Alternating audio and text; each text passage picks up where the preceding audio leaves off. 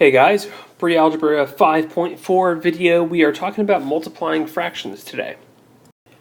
Alright, so the first thing we're going to talk about is really, what does multiplying fractions actually mean? And we're going to use a model to kind of show that, alright? So we have the problem 3/5 times 1/4. So, practically speaking, what we're going to do is we're going to start with the first thing we're multiplying. So 3/5. So what's really key here is the denominator, which is 5, okay? So I'm going to draw a box here, a square, and I'm going to break it into as many sections as my denominator tells me to. The denominator is 5, so we're going to make 5 sections. 1, 2, 3, 4, 5. Not quite equal, but close enough. And then what I'm going to do is I'm going to shade in this fraction. So the fraction is 3/5, so I'm going to shade in 3 of those bars, and we can see that 3 out of the 5 bars are shaded in, right?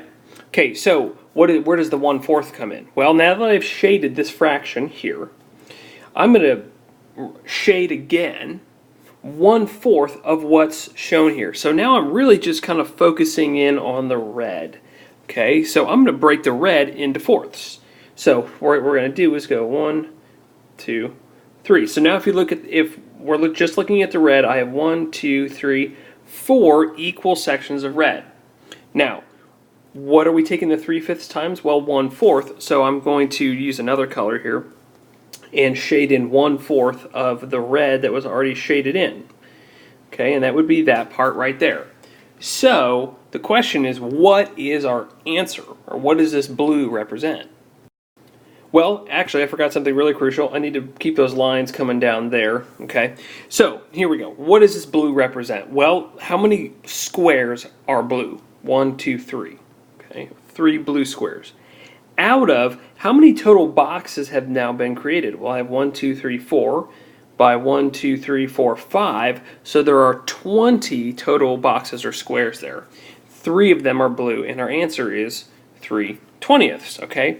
Now, what we're going to do is we're going to use the same problem to display the shortcut or the quick way or the common way of multiplying fractions. Okay. So 3/5 times 1/4. Well, the quick way is actually when you multiply fractions, you can multiply straight across. 3 times 1 gets you 3. 5 times 4 gets you 20, and your answer is 3/20. And guess what? Same thing we got up there. So, do I care if you just do this? No, I really don't. Okay? Do I want you to understand this, though? Absolutely. Do I want you to always use this way? You could, but when we start multiplying some more larger, more complicated fractions, this actually isn't going to serve you really well. So know it, be able to use it, but I've got a feeling we're going to use this method a lot more. Alright, so go ahead, pause the video. I want you to try this one, or you need to try this one, using both the kind of physical model with the bars and then also use the regular method to kind of check your answer, and we'll see how you do.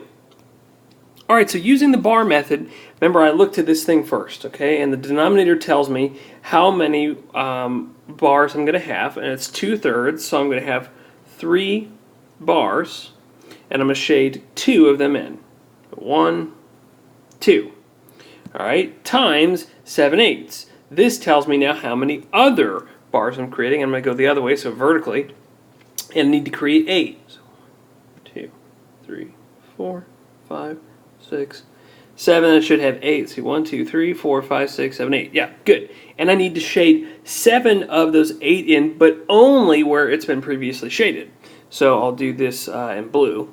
And so I'm shading 7 of these red bars in, but only where the black currently exists. So this is 1, that's 2, 3, 4, 5, 6, 7, which came from right there.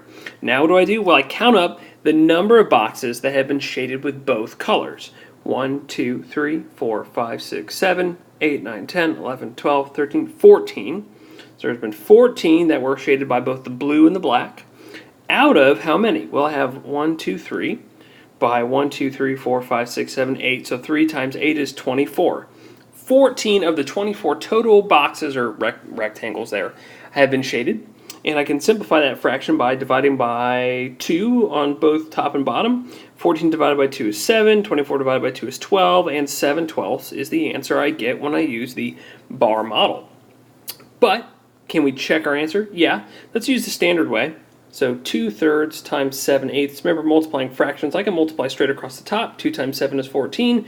Straight across the bottom, 3 times 8 is 24. Simplify that. Divide by 2, divide by 2. That'd be 7. And, that's 24.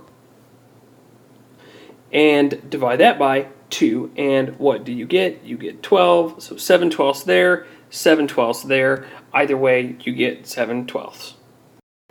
All right, so let's use this. Okay, you guys are always like, I don't know if I'll ever use this. Well, here we go.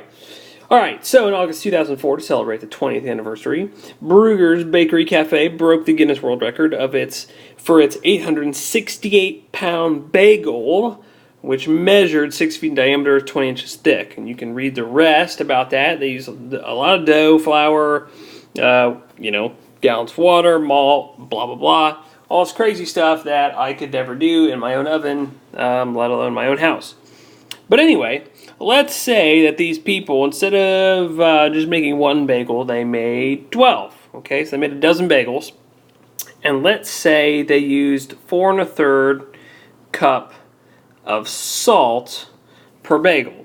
So the question is, how much salt did they use in total?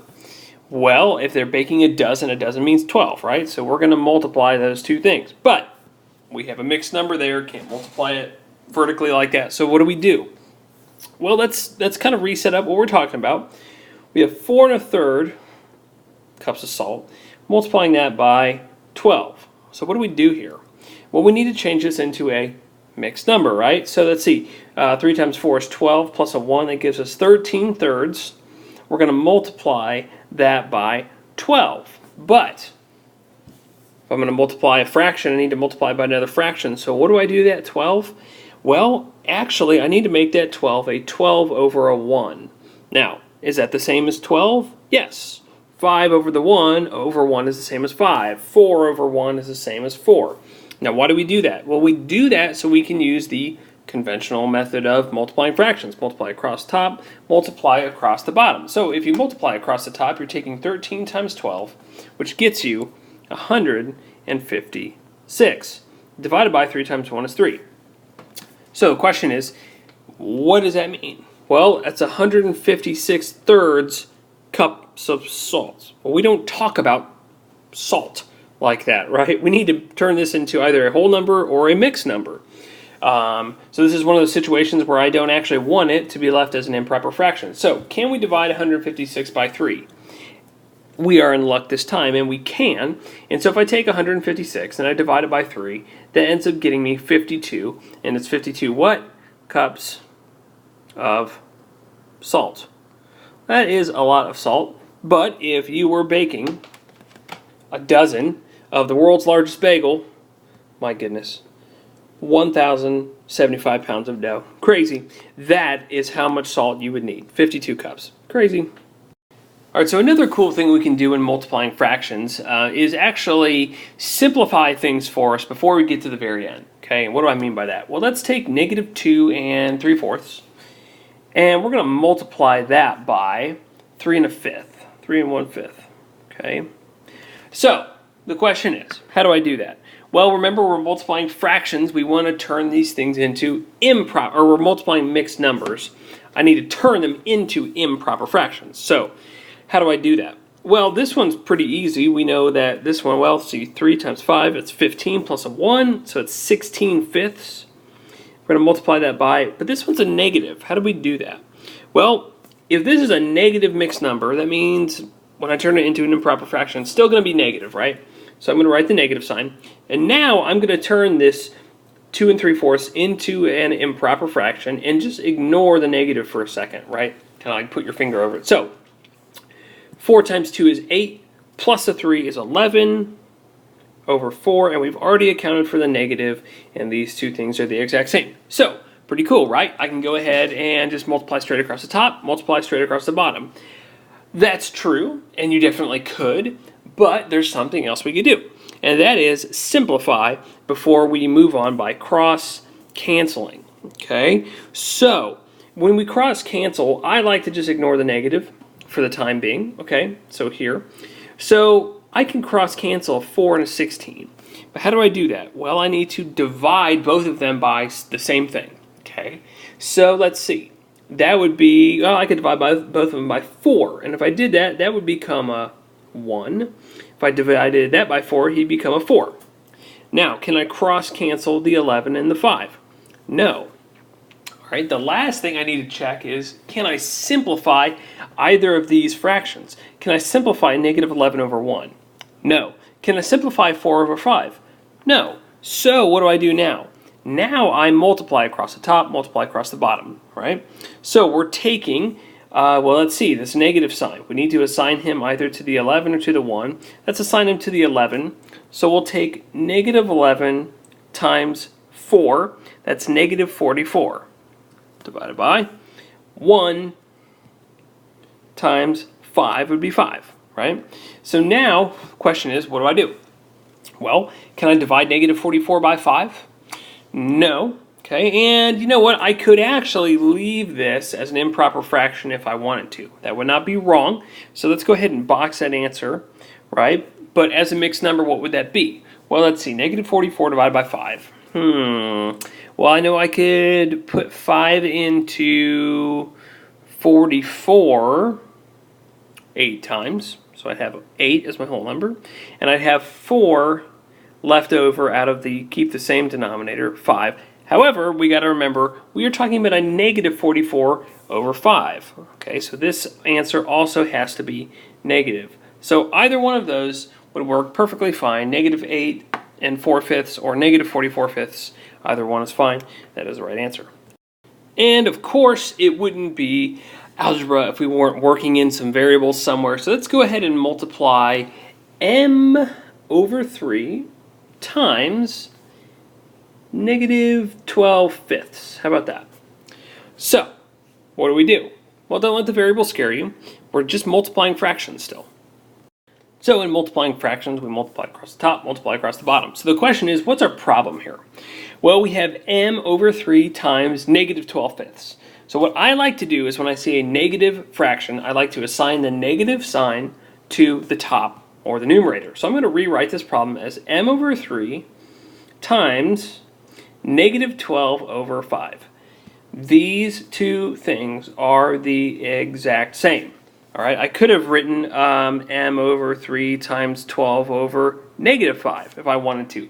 That would also be okay. I just, for consistency's sake, will assign the negative to the top. So anyway, let's multiply across the top, multiply across the bottom. Or should we? Well, what did we just learn? We learned that we can actually simplify by cross-canceling before we move on. So can I cross-cancel? Well, m and a 5. Can't cross-cancel that way. How about 3 and negative 12? Ah, I can. And so what can I divide both 3 and negative 12 by? Well, let's divide by a positive number, always. And so let's see, I can divide both of them by 3. So if I divide that by 3, it becomes 1. If I divide negative 12 by 3, it becomes negative 4.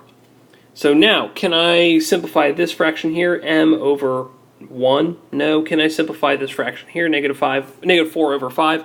Nope. So let's multiply across the top. M times negative 4. Well, let's see.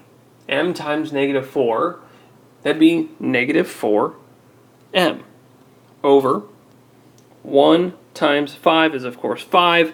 Negative 4m over 5 is your final answer. You can't simplify the negative 4 over 5 any further, and you are done. And again, how else could you write this? Well, you could write negative sign and then 4m over 5, so negative 4m over 5, okay, which would really read the same way as this. You could also do 4m over negative 5 if you wanted. I like these two the best. I really don't care for this one necessarily, but it's not wrong. Let's go with this one, though, or this one. Cool. Well, guys, I have one more for you to try. Give it a shot, see how you do. Play it when you're done, and that'll be it. All right, so let's do x squared over 7 times 3x over 4. Okay, go ahead and give that a shot. Play it when you're done. All right, question. can I simplify any of these fractions? X squared over 7. No, I can't, right? If it was 7x squared over 7, I could cancel both 7's, but it's not. Can I simplify this? 3x over 4. No, right? Can I cross cancel anything? No. But this way, no. So what can we do? Let's go ahead and multiply straight across the top. X times 3x. What does that mean? Well, or I'm sorry, x squared times 3x. Well, x squared times 3x, well, that's like saying, well, x squared is x times x, and we're multiplying that by 3x. Well, 3x is, so that was, that became that right there. And 3x is really the same as saying 3 times x. So what we actually have here is, well, I could use the commutative property of multiplication to move things around. I'm going to move the 3 to the end. So now I have x times x, and he's going to take his spot, times x times 3. So x times x times x is x cubed times a 3. And x cubed times 3, that's just another way of saying 3x cubed. All right? Now, if you can just do it the quick and easy way by saying, oh, there's an x there and an x squared there, I'm multiplying. Let's make that from a squared to a cubed and then tack on the 3. That is totally fine. That's how I do it. But this is the expanded way of knowing what's going on in the background. So anyway, the top becomes 3x cubed over. Multiply across the bottom. This one's easy. 7 times 4 is 28. Now the question is, can I simplify this any further? Let's see. 3. Does it go into 28? Not evenly. So we are actually done. And your answer is 3x cubed over 28. That's all I have for you guys. You're awesome. Thanks for sticking with it. I will see you in class.